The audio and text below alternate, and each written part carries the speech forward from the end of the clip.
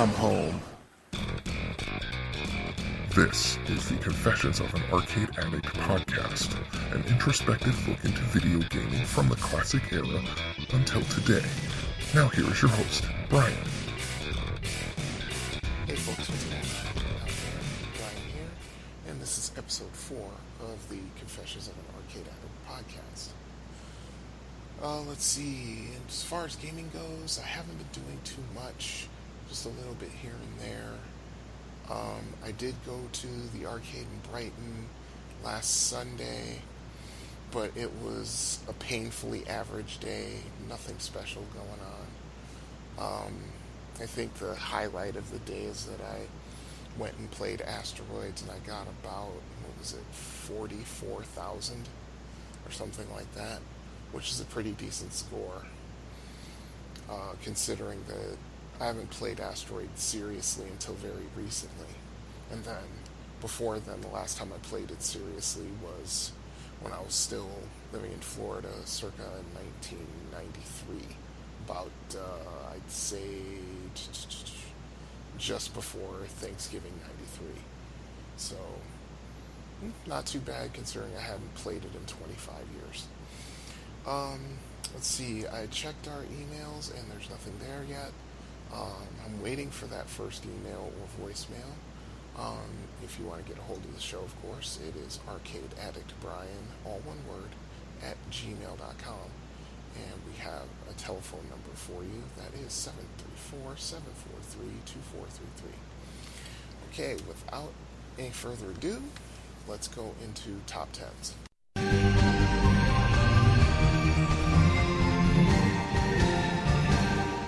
Top 10s. Now we're into 1980. I'm thinking about it. I mean, let's see, 1980, I'm, 11 years old going on 12, and this is when video gaming really started ramping up. I mean, you saw the change in 78 with Space Invaders, then in 79 games like Asteroids and Galaxian and things like that. But now all of the major companies start seriously putting forward really, really great games, including Atari, Williams, Stern. Just looking at my top 10s here, let's see, Midway, of course, Namco, and Taito, and just the list goes on and on and on. I also call this sort of the year of Atari, because Atari seriously started putting out a lot of arcade games starting in 1980. They were putting out a decent amount, or at least from what I saw in the arcade that I visited, you would see games come out every once in a while. They've been putting games out since the mid-70s on the regular, of course starting with Pong in 72, but they really started increasing the frequency of games coming out in the arcade. Of course, by this time, the Atari 2600 had been out for 3 years, and the Mattel Intellivision had been out for 1. I think the Intellivision came out, it is either 78 or 79, I think. I'll look it up, but we'll get to that once we get into the home systems part of the podcast, which is coming. But yeah, I call this the year of Atari because they started cranking out just tons of games. In my top 10s, let's see, 4 of them are Atari games. And another 2 are in my honorable mentions. So, yeah, okay, let's get into this. Once again, this is just in no particular order, because actually trying to go from 10 to 1 with some of these games is really hard. And as I progress with 1980, 81, 82, and 83, the list, it just gets harder and harder to rate, so I just decided not to rate them. I don't need a headache. Okay, so, okay.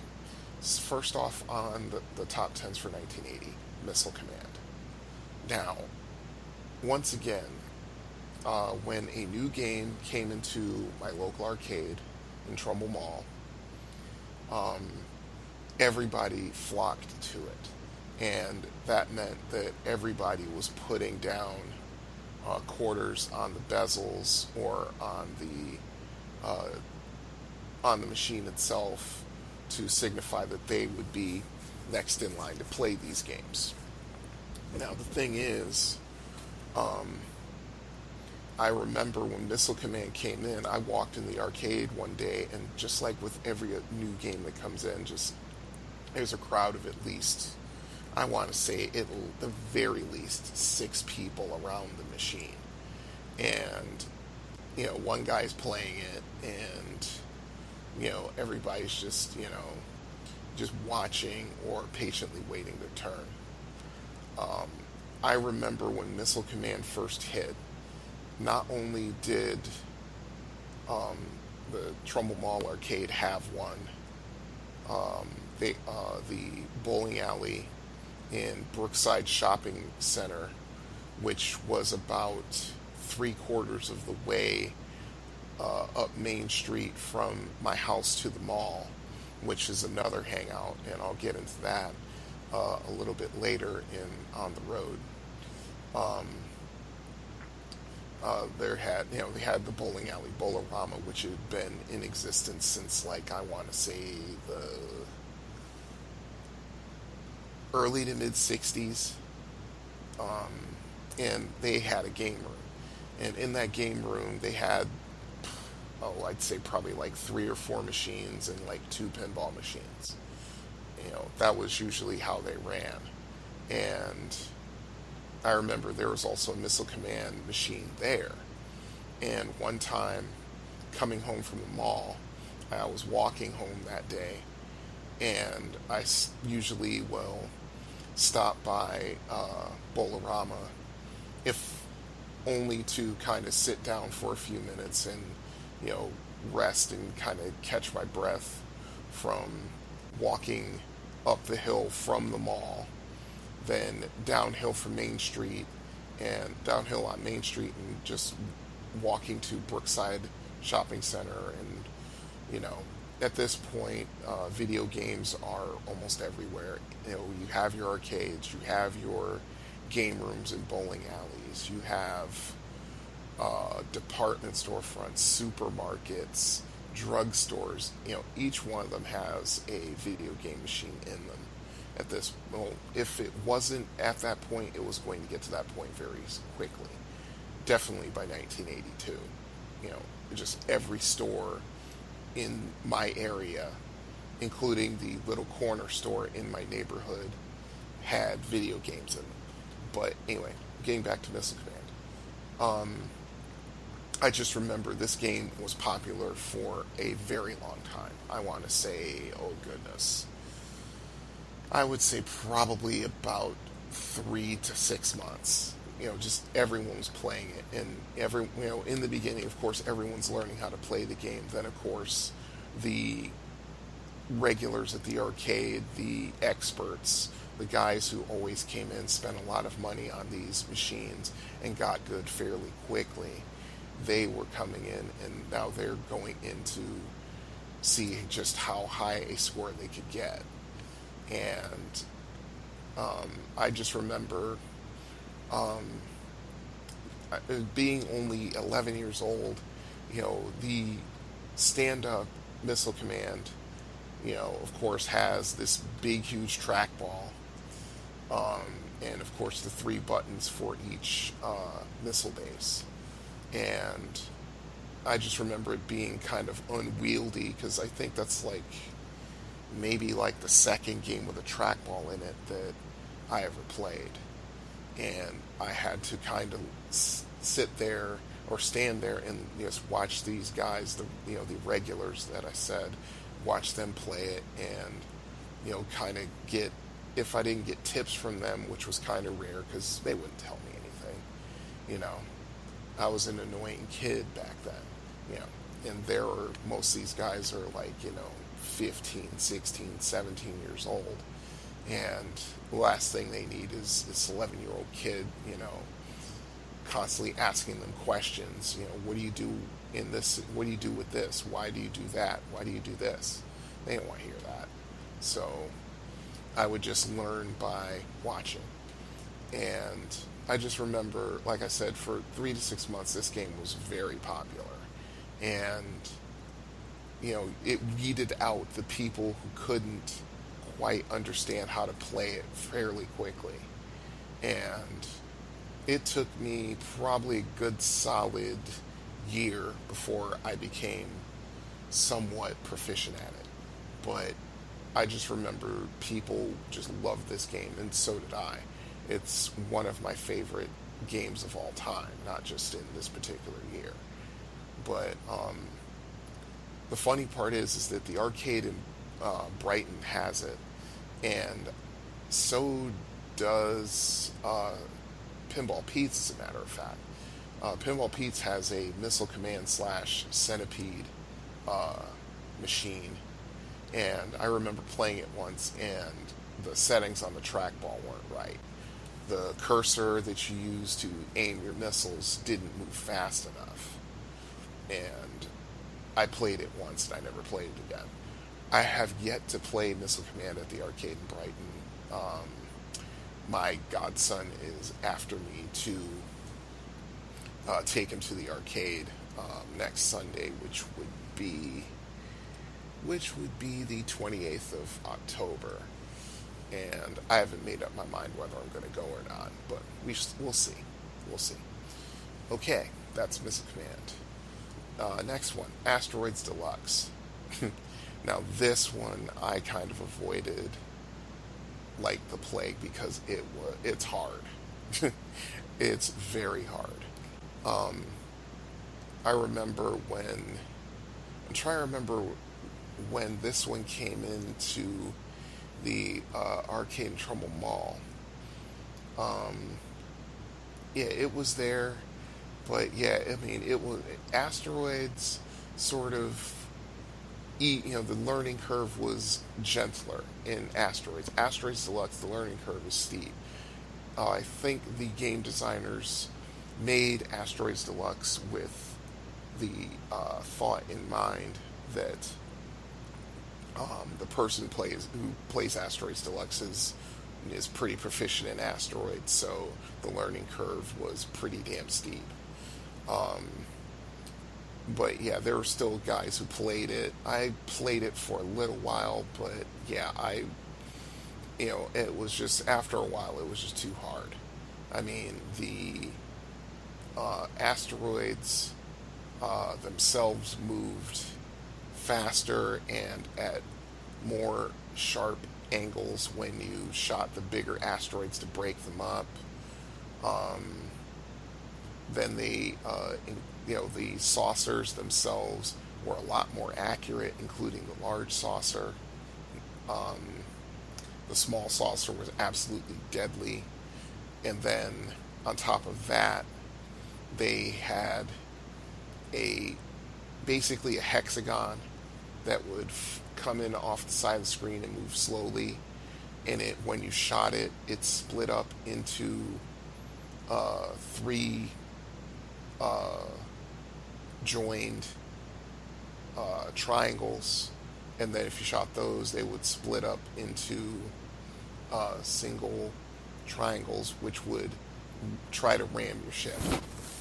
And this was just a lot for me to deal with.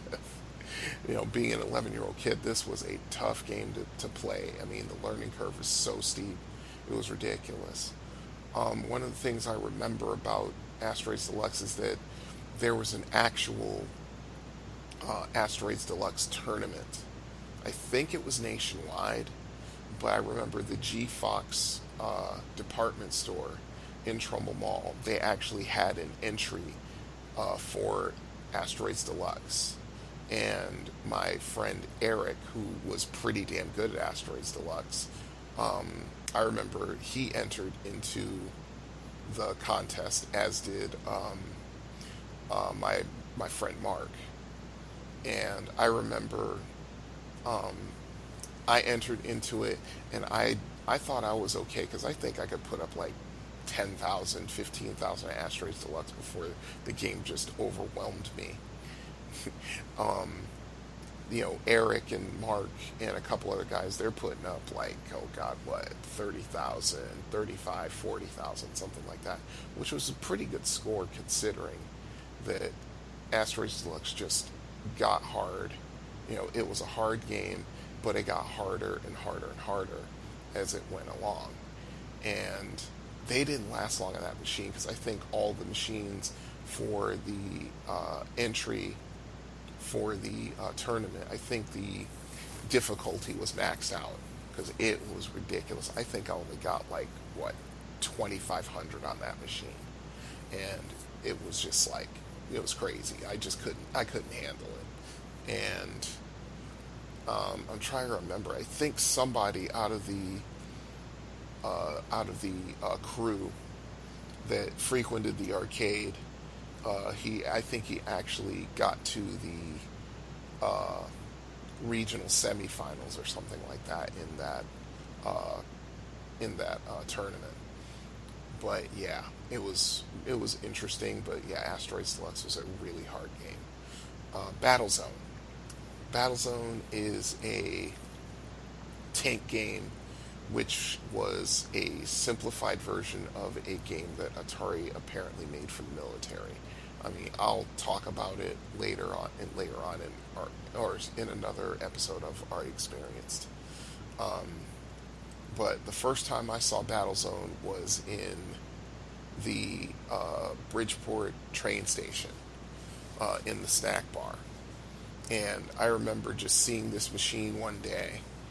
I'm just trying to remember what I was doing in the train station. I think I was going to New Haven with my mother or something like that. And I remember seeing Battlezone, and it was just a crazy, crazy game.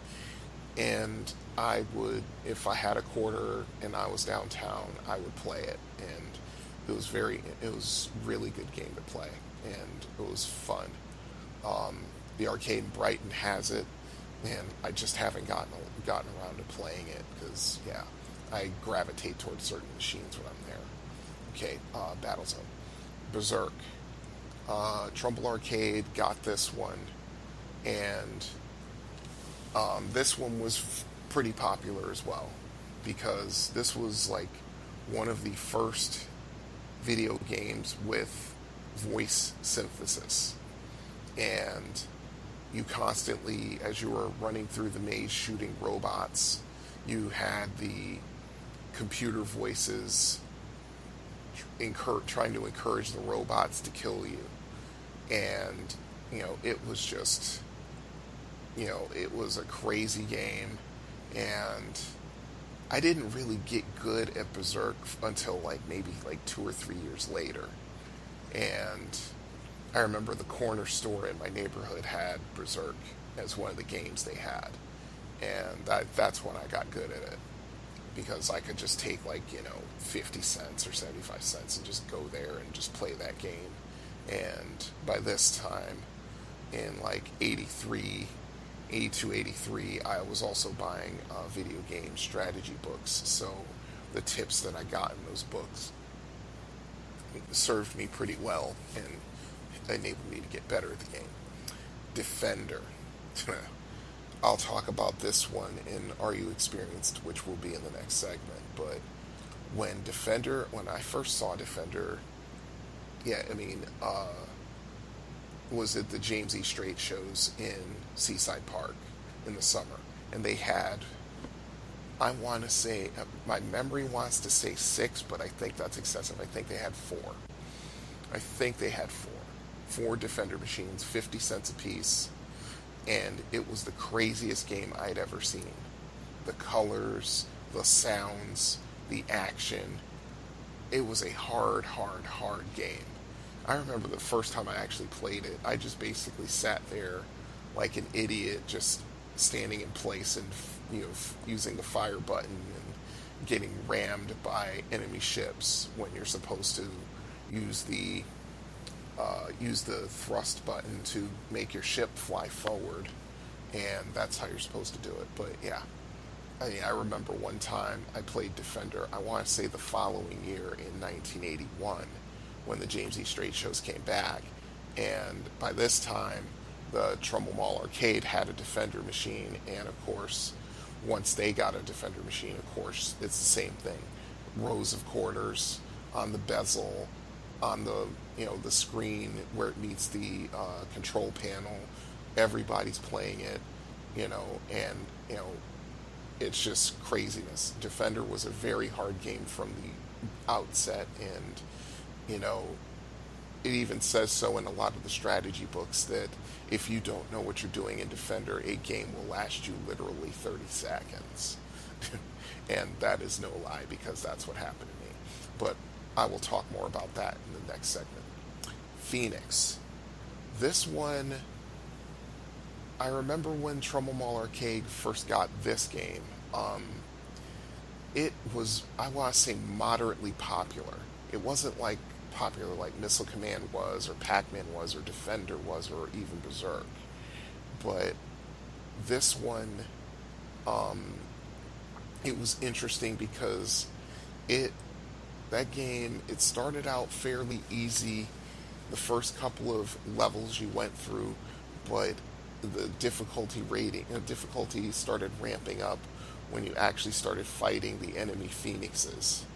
And then when you got to the mothership stage, you had to figure out how to get the highest score possible on that game, or on that level, because that's where you got the vast majority of your points.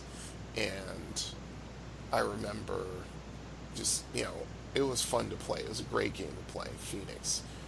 I may talk about it in Are You Experienced in a future episode. Okay, Moon Cresta. This one I found in two places. Or I take it back, I think it was three. The first one was in the McCrory's department store in Brookside Shopping Center. And then there was a newsstand, which was, I want to say, quarter mile further down Main Street, heading back towards my house. There was a little newsstand right next to Town Fair Tire in this little plaza. I don't think it had a name, but it had a Burger King. I mean, this shopping plaza used to have an A&P supermarket, but that one closed down. They had a Burger King. It had a furniture shop, which was like untreated furniture. As a matter of fact, I think that's where my mother bought my desk and dresser, which I still have to this day. I think she bought that in 1982. I think it was just before I went into private school in 8th grade. She bought that for me. Next to that, it was Jimmy's Army and Navy, which was, an Army surplus store where I would get jeans and sneakers and coats and boots for years. That was where my mother went with me, and when I got old enough, she would give me money and send me there and say, hey, go get yourself a pair of boots, get yourself a pair of sneakers, get yourself a winter coat, go to Jimmy's Army and Navy, get this, and here's the money to do it. Next to that, there was a laundromat, and next to that, oh goodness, there was a car parts store. I can't remember what it was. I think it was a CAS car parts store. Then next to that was the news stand. I can't remember what it was called. I want to say it was the news shop or something like that. But it was this little newsstand / grocery store. and they had all their video games in the back. You basically had to walk uh, all the way in the back of the store, past past their register, and uh, I think it was just before you reached their stock area, actually. And they had video games back there, and they had Moon Cresta. That's where I first started playing it, and that was a fun game because it was colorful, it was pretty, the game was challenging, and it was a lot of fun. Um, like I said, the other place was um, the Rexall drugstore in Trumbull Mall, which was on the first level, right across the corridor from the Woolworths. Um, and that one was. Oh, I'm sorry. I take that back. I'm sorry. It was the Rexall in Brookside Shopping Center, like I said. Actually, it wasn't Rexall. It was Liggett's Drugstore. Jeez, my memory is not as good as I thought it was. But, oh, and I'm wrong again. No, it was the McCrory's. My apologies, folks. It's after midnight on the East Coast, and yeah, my brain is clamoring for sleep, but, I wanted to get this episode out first. So, yeah, it was the McCrory's Drugstore, and it was funny because, and I'm not exactly proud of it, but I was on a ban from from that store because I got caught shoplifting Matchbox cars when I was like 10. And anytime the store manager saw me, or his assistant manager, they saw me, because they had their games. They had that, and they had another game which I cannot remember for the life of me. They had that, and they had Moon Cresta and another game in there. And anytime they saw me, if I was playing a game in the vestibule, in the exit vestibule, they would come and kick me out. But yeah, yeah, not one of my prouder moments. Um, and I'm trying to remember. I think there was a. I think the arcade in Trumbull Mall got Moon Crest, but I think it was a little later. I think it was like 81 when they got it. But yeah, so I had, that was a readily available game. Okay, Pac-Man. I talked about Pac-Man in the last episode in depth, and are you experienced? Like I said, when the Trumbull Mall arcade got it, people were pouring quarters into it. Um, on the regular. And it was a lot of fun to play that game once you knew what you were doing. And once you knew how to use, basically how to use the maze and not get trapped by the ghosts, and lure them to the location of the power pellets so you could get as many points as you could, and develop patterns to clear the maze, and also be able to get the fruit for bonus points. Um, and it was just a lot of fun. Tempest. Oh man, this game, yeah, people went nuts for this game. Um, I think they got this game right in like, oh, I want to say, the last quarter of 1980. In that last 3 months, I can't remember exactly, but it was 1980 when they got it. And once again, everybody glommed onto that machine for a long time, and I learned how to play it. It was a unbelievably hard game, and I remember it took me reading strategy guides and getting tips from other players how to play that game and be able to be good at it. It's just, I love that game to this day, even though it's a source of frustration for me now because I'm almost 50. I'm not as good with my reflexes as I was when I was, of course, like, 11, 12 years old at this point. And I can't get as far in the game as I used to. It's one of those where Tempest is one of those games where you have to actually practice. And you just can't not play it for an extended period of time and come back and be as good as you were. You have to work your way back up to it. Okay. Last but not least, Wizard of War. This one I saw in Spanky's arcade.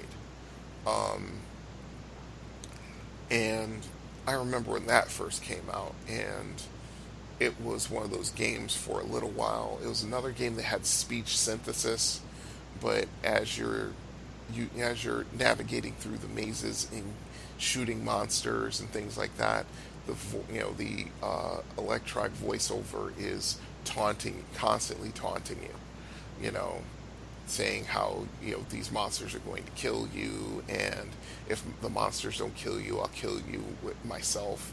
Apparently, it's the Wizard of War talking junk to you while you're playing the game. That game was a lot of fun. I play it on the regular at the arcade in Brighton. They have a machine there, and I need to break out my how to beat the video games strategy book, because in Wizard of War there are places in the maze where the monsters can only attack you from one direction. They can't, trap you from another direction. And I can't remember where those locations are, so I just have to break that out in order to do that. But even then, I put up some really good scores at Wizard of War, even though it's the first time I've played it in at least 25, 30 years. And, man, reflexes come back. That's the good part. But, yeah. Wizard of War is a great game. I'd say it's almost underrated. It's one of the best ones that Midway put out in 1980. Okay, honorable mentions. Armor Attack. This one I did not play very much. The only time I played it was at Wizards Arcade before it burned down. And I played it a few times. I had a strategy guide for it, and it helped me to put up a halfway decent score on the game. But I only played it a few times. I never saw it. I think I may have seen it once since I saw it at Wizards Arcade in like 1981. Carnival. This was a game where I originally was playing it at the James E. Straight Show's Arcade 10. And that's the only place I would see it for a long time, or at least until I started going to Milford Rec. I think they had it. Crazy Climber, I think I've only played once or twice in my entire life. I only put it in honorable mentions because it was, for its historical value. Everyone who's an arcade player or anyone who's ever wrote a strategy guide wrote a strategy for this game. The funny part is that the arcade in Brighton has this game too, and I look at it every once in a while, and I'm just like, nah, I'll play something else. Polaris. Now this one is I think criminally underrated game by Taito, and basically it's a submarine game where you're in a yellow submarine, which was, I'm pretty sure that wasn't an accident by whomever designed it, but you're in a yellow submarine and you are trying to with your vertically firing torpedoes or missiles or whatever they are, you're trying to eliminate the two squadrons of planes that are flying left to right and right to left in a crisscross pattern above you, above the surface of the water, and you're basically trying to shoot them down so you can get the plane which has torpedoes that's trying to kill you, and you're trying to kill that plane so you can go on to the next screen. As you progress in the game, a PT boat shoots along the top of the water, and either will drop what looks like to be depth charges, but they just go all the way down to the bottom of the screen. you're trying to kill that. And if you kill that, then a fast-moving mine drops down into the water, and you have to avoid it. Otherwise, it kills you, of course. Um, Also, submarines start coming out from the sides of the screen underwater, and you can, in some cases, you can get under them and shoot them with your missile for extra points. Um, the game gets harder and much faster, and it was one of those games. I'm trying to remember where I first played it. It was in Milford somewhere. I don't think it was Milford Rec. It was somewhere else, and I can't remember for the life of me where it was, but it was there. It was when I started going to private school in 1982. Let's see, Rally X. I never was a big fan of this game. It's basically a maze game where you're in control of a race car, and you're trying to pick up all the flags in a particular maze uh, before the three other enemy cars run you down and try to kill you, or you run into rocks in the mazes. Where you think you have a way to go, and then your way is blocked by a rock sitting there, and if you run into it, you die. Yeah, I wasn't really good at that game, but again, for its historical value, I put it on the honorable mentions. Red Baron. This is a game that is pretty underrated by Atari. It is a vector game where you are a World War One fighter, and you are trying to shoot down enemy planes, and also trying to take out enemy blimps for bonus points and ground targets. It's a fantastic game. First time I played it was in it was in the Bridgeport train station. That was the great part about it, because the Bridgeport train station, along with the bus station, they always had really good games. Because what are you going to do? You're going to go, you're sitting there waiting for a train you're either on the train to go to New York City, or you're on the train, or you're going on the train heading towards New Haven. And, you're sitting, you buy a ticket, you got some time to kill before the train comes, so you might as well go play a game. They had Red Baron. Where I started seriously playing Red Baron was at Milford Recreation, and that's where I seriously started playing it. And it's one of those games that translates really well on emulation. So every once in a while, I'll break out my emulator and I'll play it. But yeah, I love it. It's a fun game. Like I said, criminally underrated. Space Duel. This was the actual sequel, more or less, to Asteroids Deluxe. Third in that series of games. It's a much more rare game than Asteroids or Asteroids Deluxe. A lot of things are different. There's a lot more going on. It's really, really tough to play. You have to kind of learn how to play it. First time I played this game was, I think it was at a Rexall drugstore in the Trumbull Mall. I think it was there. My memory's a little hazy. It was one of those other places in the mall. It wasn't in the arcade. Okay, Space Firebird.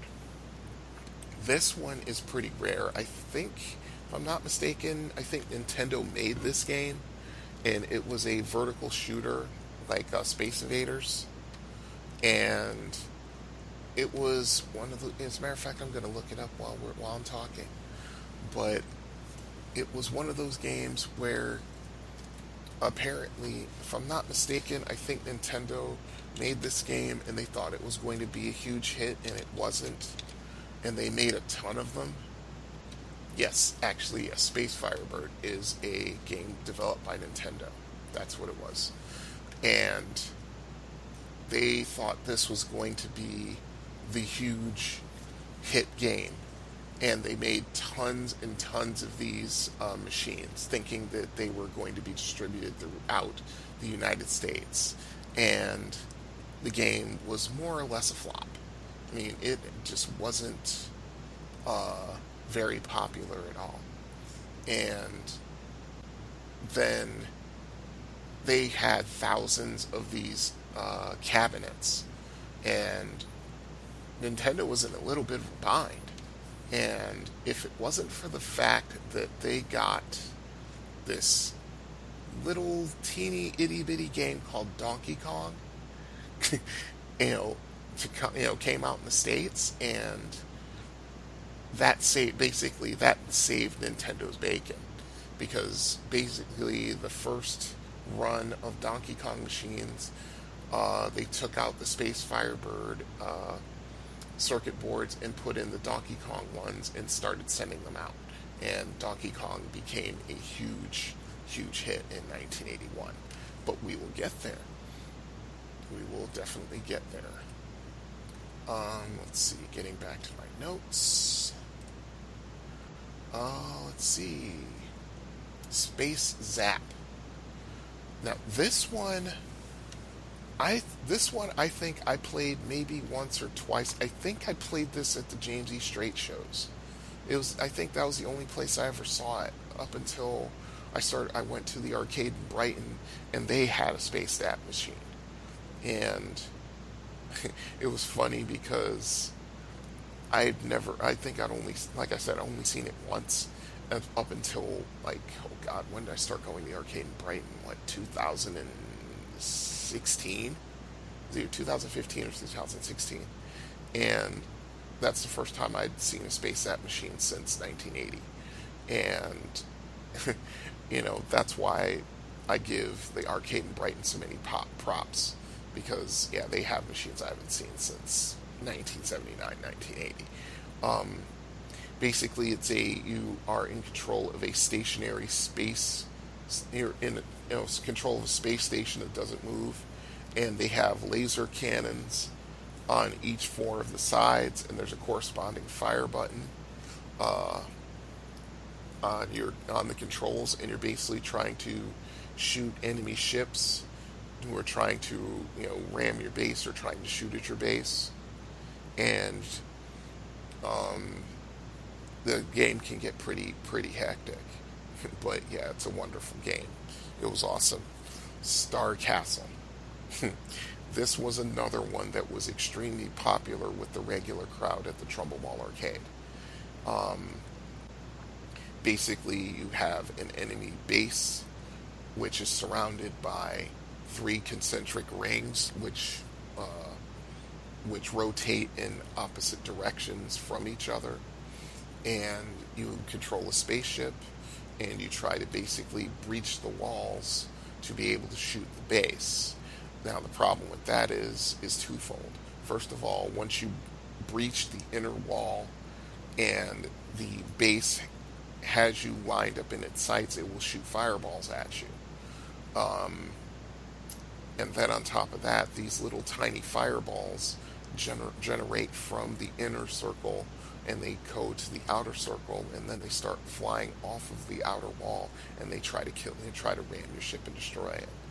And as the game goes further and further along,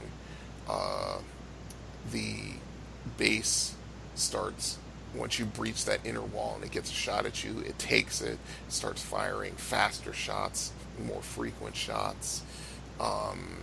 The walls surrounding it start moving faster and faster and faster. The little sparks that generate and come out and fly at your spaceship, they start flying faster until they are literally the equal of your ship in speed.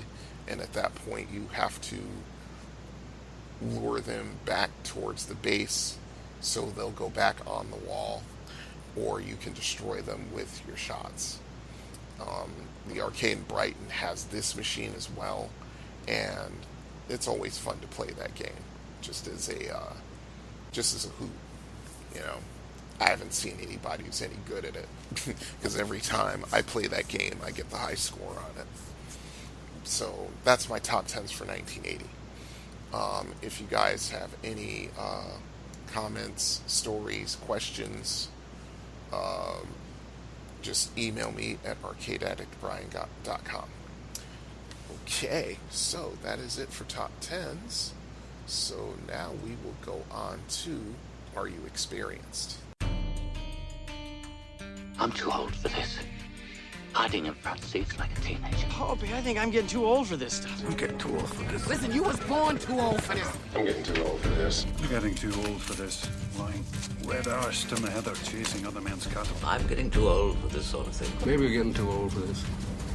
What do you think, huh? I'm not too old for this shit. I'm not too old for this shit. You will not.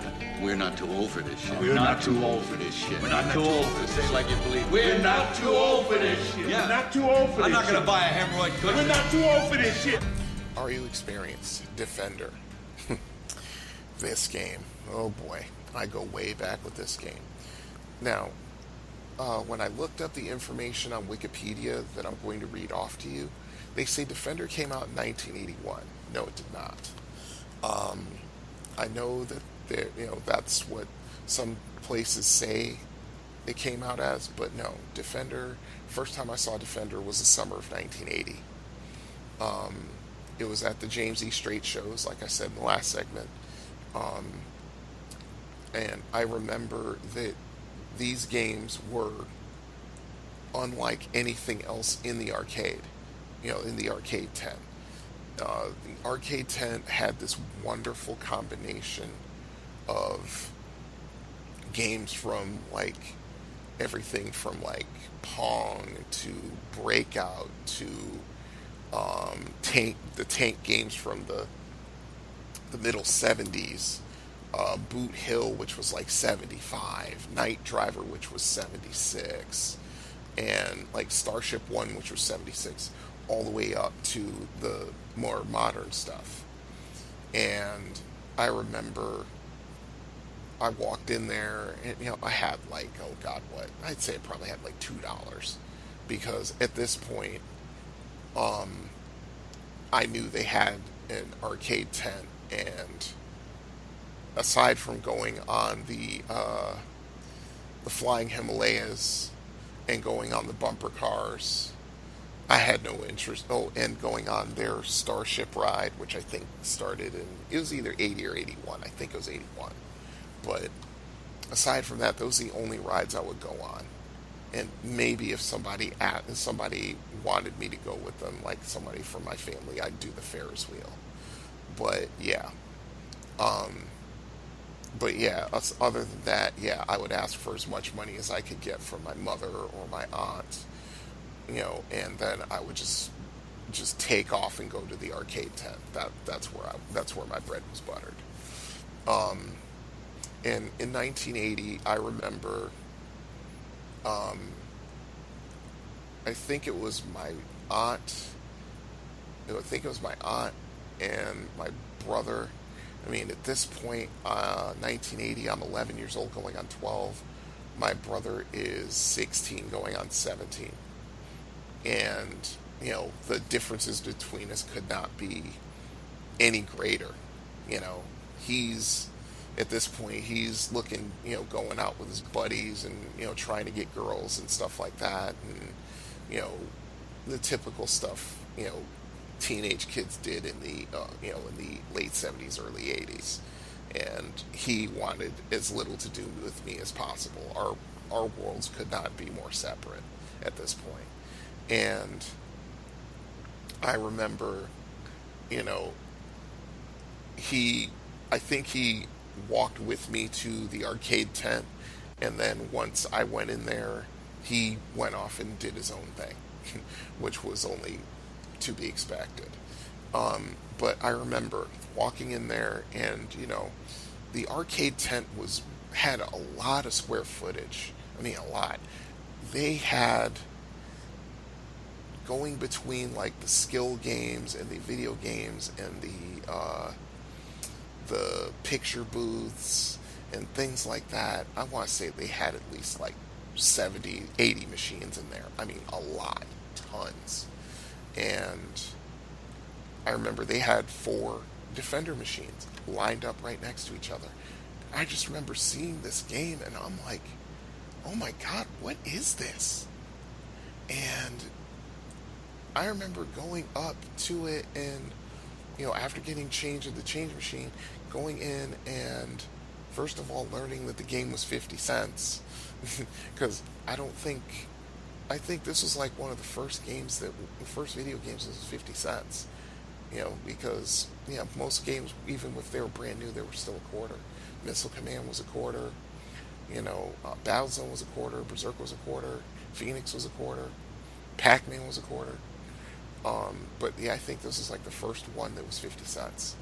And I remember the first time, being just intimidated because Defender and its sequel Stargate are, from a controls standpoint, they were the most complex video games of their time. Never mind that the game itself was hard. They had master controls. You had a fire button which fired the laser that the ship had, thrust which moved the ship forward. You had smart bomb which would kill everything on the screen. You had a limited number of those. You had a hyperspace hyperspace button, which you would press if you got into really serious doo-doo. You had to get out of there, but there was a chance that your ship would, blow up when you came back on the screen. Then you had a reverse button, which would turn your ship to the right or to the left. And then you had an up-down controller, which would move the ship up and down. So it was a very complex game. And it's like I said in the previous segment, someone wrote in their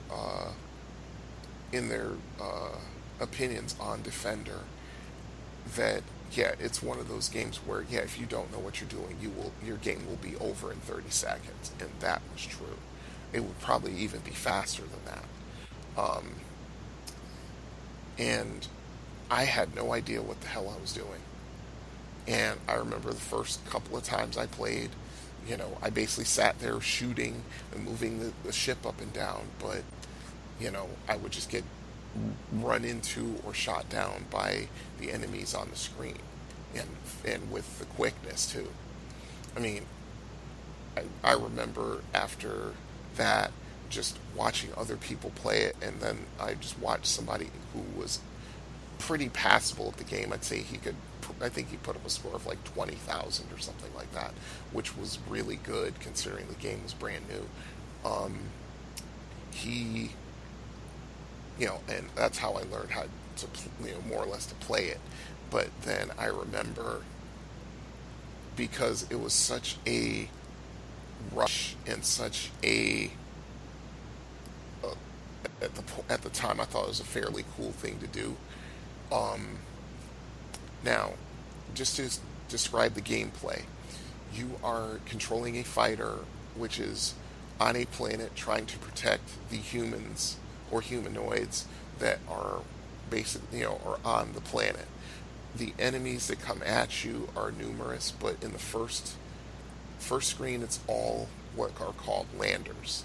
And they basically they teleport in or they come in from the top of the screen, and they come down, and they, left unchecked, they will come down to just about ground level on the planet, and they will look for the humanoids, and they will go down and pick them up. And the humanoid will make a sound saying, hey, basically it's this little digital sound saying that, hey, I'm being kidnapped, come save me. So then you have to basically shoot the lander as it's rising up in the air, because once it gets to the top, it will pull the humanoid into it, and then it will turn into a mutant, which is a lot faster, a lot more aggressive, and you only have 10 humanoids, and you have to make those humanoids last 4 or 5 levels before they get replenished. Now, one of the things I saw someone else do, they basically flew below ground level on the planet, and they would kill all the humanoids. And when all the humanoids die, the planet explodes in this freaking paroxysm of sound and colors and everything like that, and all the landers on that level turn into mutants, which is tough to deal with because now you're dealing with 15, 20 enemies. They're flying at you. They're trying to either ram you or shoot you down. And, yeah, you're in for some hard times. And I just remember one time, because I just thought it was the coolest thing in the world, I basically flew below ground level and killed all the humanoids. The planet blew up. And I just remember letting out this yee-haw! It's a little embarrassing, but yeah, I did it. And just, the game ended pretty quickly for me at that point, because at that point, I used all my smart bombs to try to get past the level, and I thought, okay, I think I'm alright. I don't think I'll get a planet back, but no, it was the first level. I still had to survive 4 more levels, and I didn't. It was just too hard. And so, and then shortly after that, the arcade in Trumbull Mall got a Defender machine, and like I said, everybody was on that like white on rice. 5, 6, 7, 8 people deep. At least $3, $4, $5 on the machine. Especially by these middle to upper class kids who would walk in the place like $20, $30 just to blow on arcade machines. And they wanted to hog the game, and so they did. But I learned from those guys. As a matter of fact, there was one time, I'm trying to remember what year it was. I think it was 82. It was 80. I think it was either 81 or 82. I had just gotten back from a family reunion with my mother. My mother and I both went to Washington, D.C. And yeah, like I said, it was just me and her. Usually it's like my mother, my brother, me, my grandfather went one time, aunts and uncles. It's usually a big to-do, but it was only my mother and I that time. And we flew down. As a matter of fact, I take that back. It was in Maryland somewhere. And we flew down, and, we attended the reunion. And as soon as we got back, we basically had to fly out of New York. And in order to get to New York, we had to take Connecticut limousine from Bridgeport to, I think it was LaGuardia Airport. And it was the same thing. So, yeah, as soon as we got back, I had some money. My mother gave me some money. And after I got back and we got our stuff in the house, I took off and went to the arcade in the mall, as I was wont to do at this point. And I walk in there, and it's, the rich kids, they're tag teaming the machine, but this time everybody is so good that they're able to turn the game over, which, Defender turns over at 999,990 points. Once you go over that, you go to 1,000,000, it goes back to 0, and then there's a glitch in the game where every enemy you kill, you get a free man instead of like you get a free man every 10,000 in your normal game of Defender. And I remember participating in that because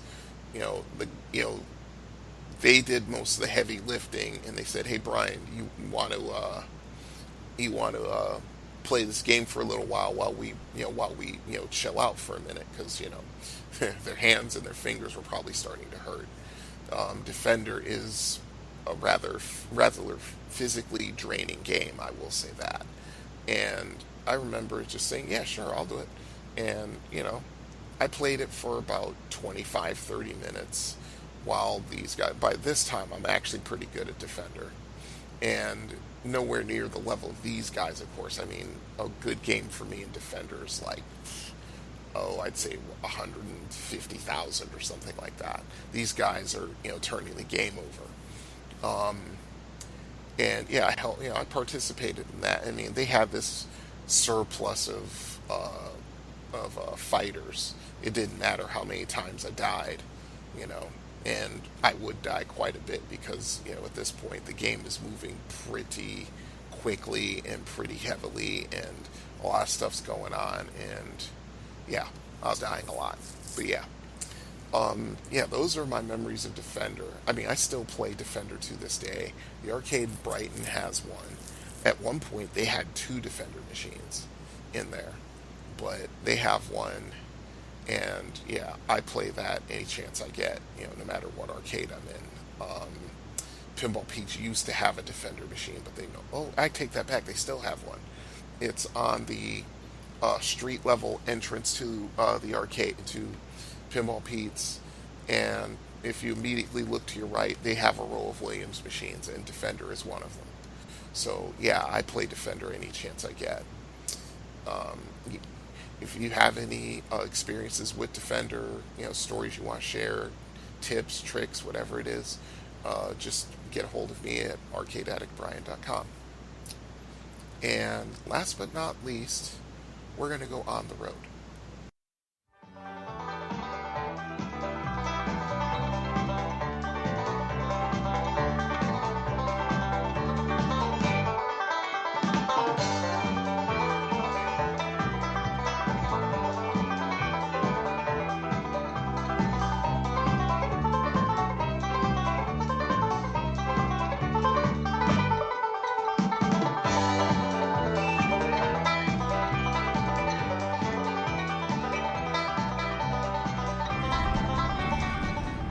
Okay, it is Monday, November 13th? No, 14th. Monday, November 14th, 9:49 a.m. Let's see. Well, this is just a little bit of a...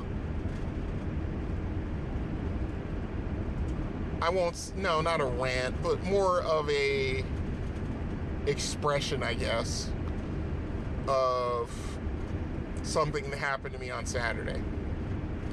Now, to give a little past history, when I took the job that I have now the first time, I worked for them for 2 years, then I got an opportunity to go somewhere else. Then from that, I went somewhere else, and neither one of those places panned out. I ended up coming back to this job, where I've been for 9 months. So, anyway, when I worked for them the first time, I had a route, and it took me through, on, you know, off days, it would take me through Brighton, because there were a couple of stops in Brighton, and I remember seeing this place called the Arcade. Now, me being a video game head from, I think my best recollection is 1975, maybe 76. Well, definitely 76, but I think it goes back as far as 75. But I've said it in other recordings, which I may or may not release on the internet. Depends on how comfortable I am with the topics that I discussed. But I'm a video game head for over 40 years. 42 years if you want to be precise about it. Going from playing games with my brother to becoming a mall rat, basically because there's an arcade in the mall. Going out to arcades, locally,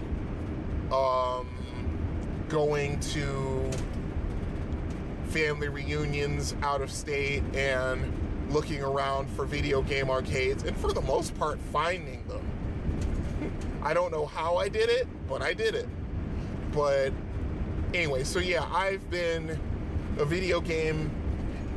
was a video game addict in my childhood, going into my teen years, but now it's just, it's just who I am. I love video games. I love video game arcades, always have been. The sights, the sounds,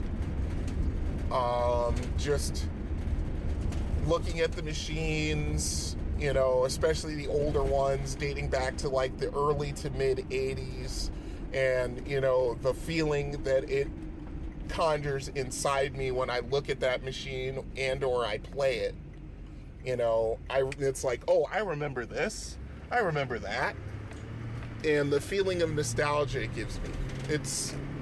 It's more, to me, it genders a lot more in video games than it does to me in music. And it's pretty close. You know, if I was going to put numbers on it, I'd say on a scale of 1 to 10, video games give me a 10, music gives me an 8 or a 9.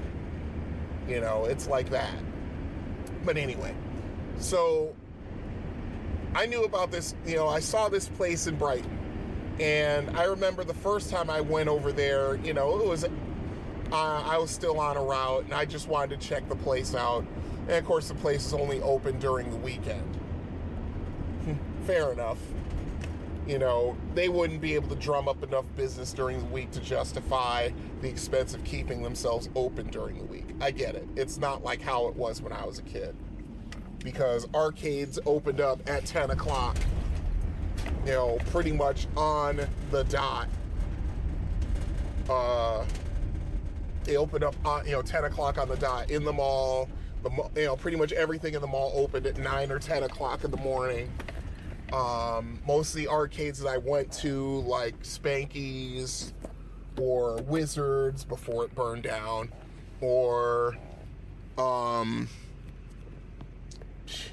arcade in Westport, whose name I can't remember for some reason. I talked about it in a previous recording. And other arcades in the area, like Milford Rec, would all open at 10 o'clock. But anyway, so I remember one day I worked a pretty long shift, you know, where I didn't get out of work until like, close to 5 o'clock. I can't remember exactly why. I think I just had a lot of stops and a lot of stuff, and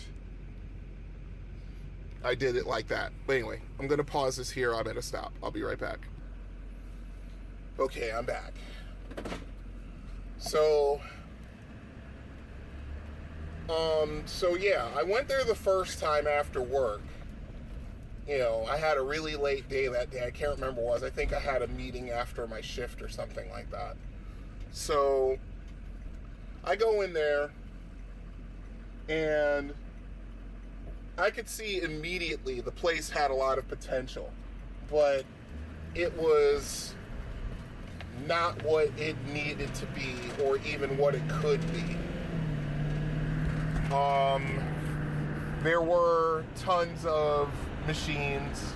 Sure, there were a lot of machines, especially on the upper floor, because it had 2 floors. It had the ground floor, which had some video games, but mostly pinball machines, and old pinball machines too. That was pretty cool. You know, I got to relive my childhood a little bit through a couple of those games. And then they had a staircase that took you up to the second part, which was all video games, all old stuff too. I mean, there was some stuff in there that I just could not believe that they had. Some games I haven't seen since I was like 11 years old in 1980. So I was like, wow, this is awesome.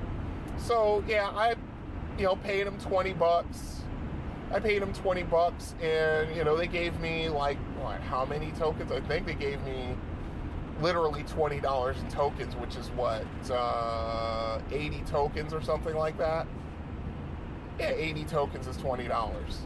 So, and the problem is that most of the games they had were on 50 cents. Now, there are some that still to this day justify that much.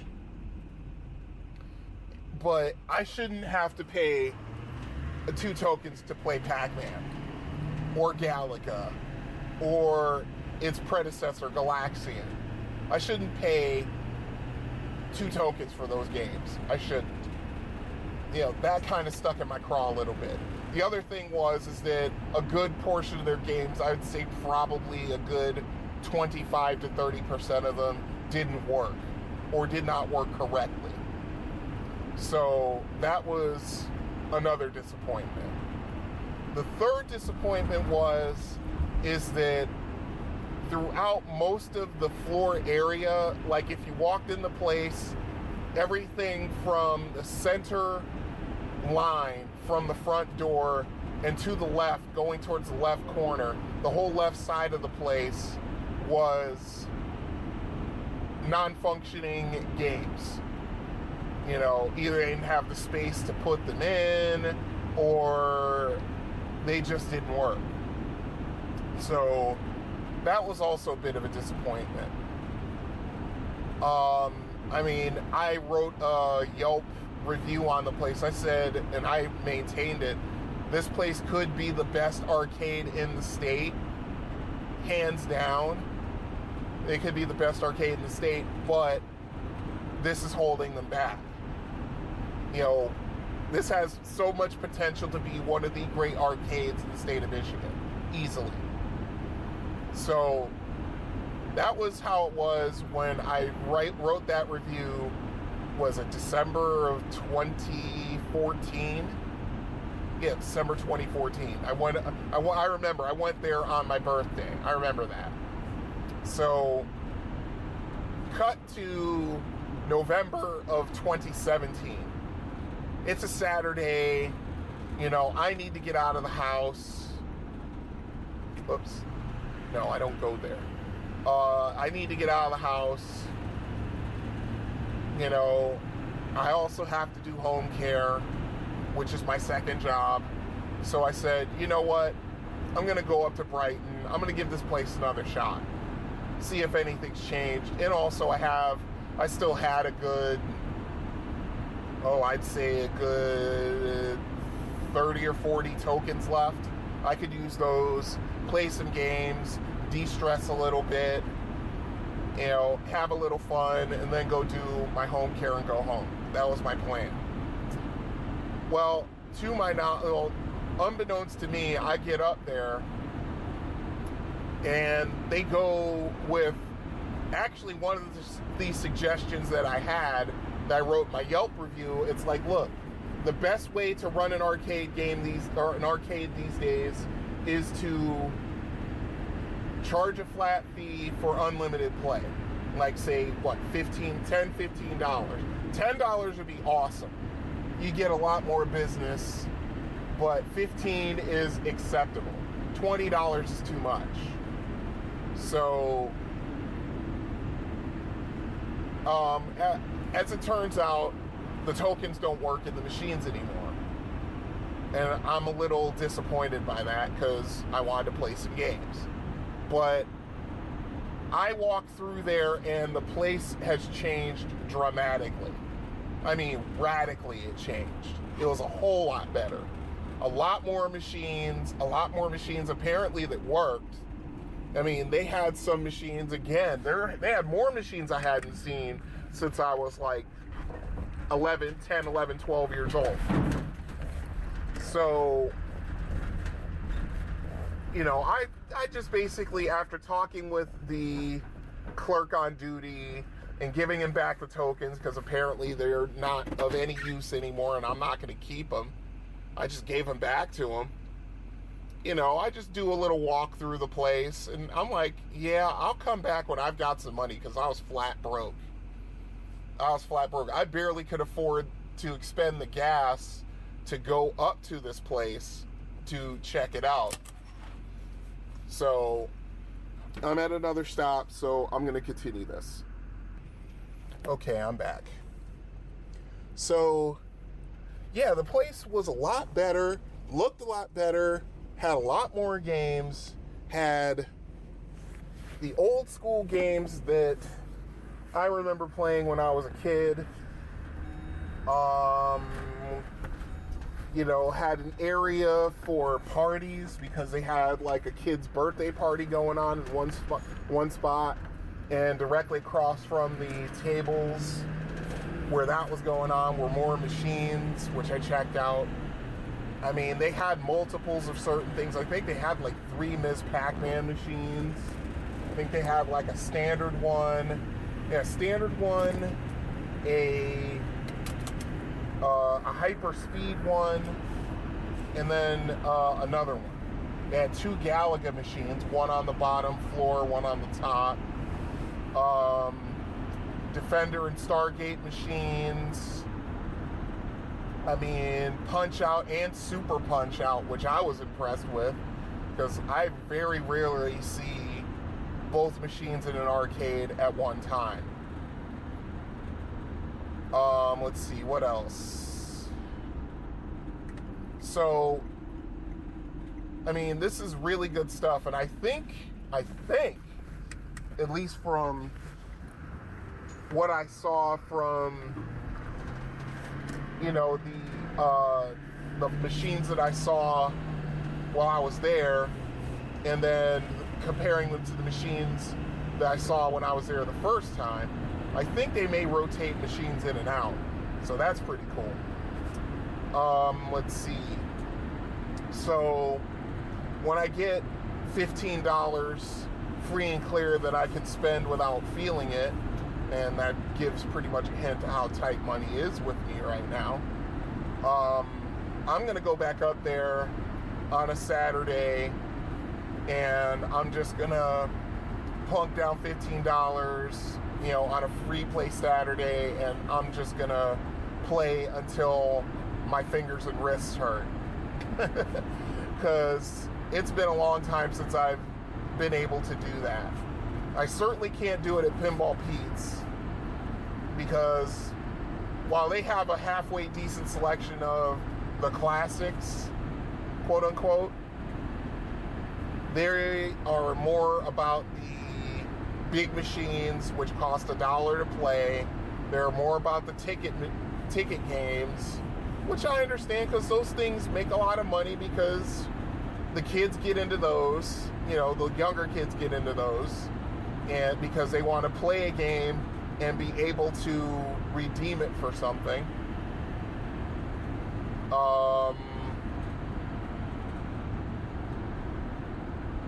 And, they have dancing games and things of that nature. And, of course, they have a lot of pinball machines, of course. I think they have, like, I'd say probably close to 20 machines in there, which is pretty good. And the arcade has a good, I'd say, 12 to 15, and they're almost all of them are modern.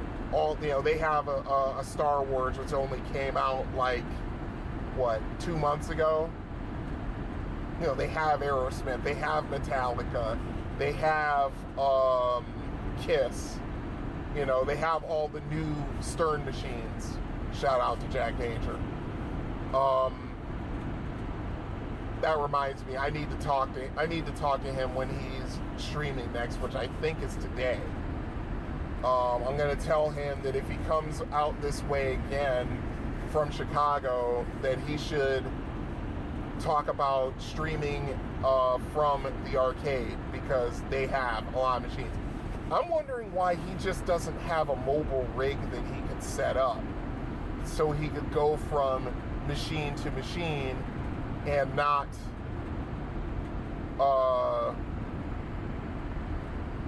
and not just be stuck on one machine for the whole night. But we'll see. I'll talk to him.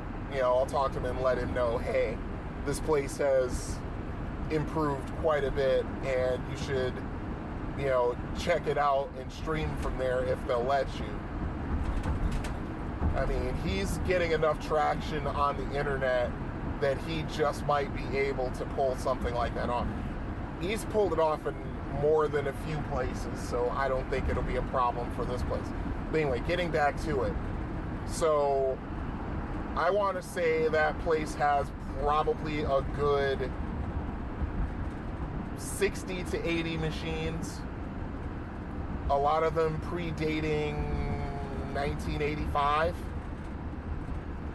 So that's that's right up my alley, and I'm gonna hit up that place as soon as I can get a little bit of cash free and clear to do so.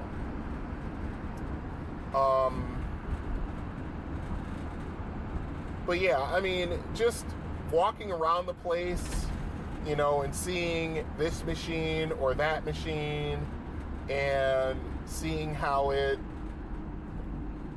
you know, it just brings back a certain feeling. Just like listening to a certain song by Iron Maiden or Rush brings back memories.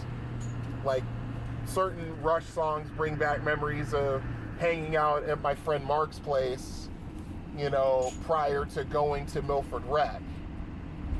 You know, or listening to a certain Iron Maiden song brings back hanging out at my best friend Rob's place after school, you know, listening to music and playing games on his Commodore 64, you know, playing D&D and all that kind of stuff. It just brings back those kind of memories. Good memories, too. So, you know, that's what arcades do to me.